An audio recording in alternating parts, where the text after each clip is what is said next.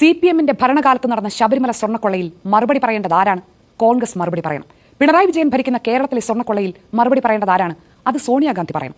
സോണിയാഗാന്ധിക്ക് പറ്റില്ലെങ്കിൽ അടൂർ പ്രകാശെങ്കിലും മറുപടി പറയണം. ഈ ബുദ്ധിയൊക്കെ കൊള്ളാം.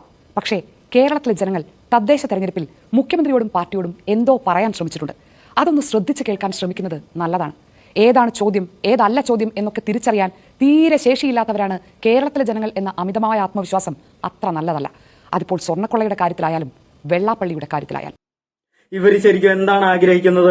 ഇവർക്ക് കമ്മ്യൂണിസ്റ്റുകാരുടെ തകർച്ചയല്ല കാണേണ്ടത്, BJPയുടെ ഉയർച്ചയാണ് കാണേണ്ടത്. ഇന്ത്യയിലെ ഏറ്റവും നമ്പർ 1 സംസ്ഥാനത്തിന്റെ തകർച്ചയും നാശമാണ് ഇവർക്ക് കാണേണ്ടത്. കോൺഗ്രസിന് വേണ്ടിയിട്ടെന്നുള്ള വ്യാജേന ഇവർ പ്രവർത്തിക്കുന്നത് BJPക്ക് വേണ്ടിയിട്ടാണ്. കട്ടവനെ പിടിച്ചു കഴിഞ്ഞിട്ട് എന്തിനാണ് ഈ ഫ്രസ്ട്രേഷൻ? ഇവരുടെയൊക്കെ വല്ല കുടുംബക്കാരും സമുദായക്കാരും ഇതിനകത്തൊക്കെ ഉൾപ്പെട്ട് പോയിട്ടുണ്ടോന്ന് നമ്മൾ ആദ്യം സെർച്ച് ചെയ്യേണ്ട കാലമാണിത്. കട്ടവനെ പിടിച്ചിട്ട് നിന്റെയൊക്കെ ഈ തലച്ചോറില്ലാത്ത തലയിലെ ഭ്രാന്ത് പുറത്തേക്ക് എടുക്കല്. കമ്മ്യൂണിസ്റ്റുകാരാ കട്ടയെന്ന് നിനക്ക് ഇത്ര ഉറപ്പുണ്ടെങ്കിൽ എന്തുകൊണ്ട് കേന്ദ്ര ഏജൻസികൾ വന്ന് അന്വേഷിച്ചില്ല?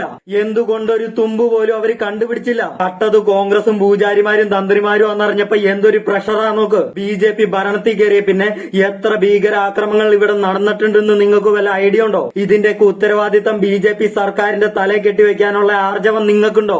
ഗുജറാത്ത് പെഹൽഗാം, ബാബറി, മണിപ്പൂർ കലാപം BJP ആണ് നടത്തിയതെന്ന് സമ്മതിക്കാനുള്ള ആവതുണ്ടോ നിങ്ങൾക്ക്? ഇവിടെ ഒന്നും പ്രതികളെ പിടിച്ചിട്ടുമില്ല, പിടിച്ച പ്രതികളെ വിട്ടയക്കുകയും ചെയ്തല്ലോ.